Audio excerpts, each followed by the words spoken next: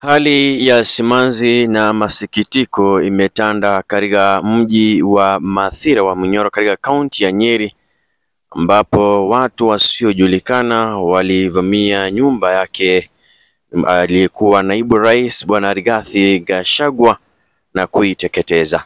Gachagua amekuwa akitrendi kwenye mitandao ya kijamii kuhusiana na matamshi yake aliyotoa ya uchaguzi ama machafuko ya uchaguzi ya mwaka 2007 mwaka 2008.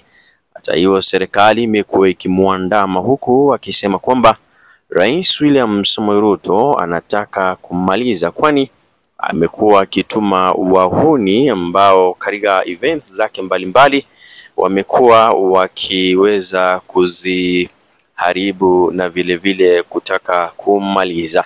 Rigathi Gachagua basi inaonekana kwamba Rais William Samoei Ruto aliweza kutuma wauni ambao basi waliweza kuiteketeza ama walijaribu kuiteketeza nyumba yake, lakini haikuweza kuchomeka hadi kutamatika. Kwa hiyo ndizo taarifa za hivi sasa.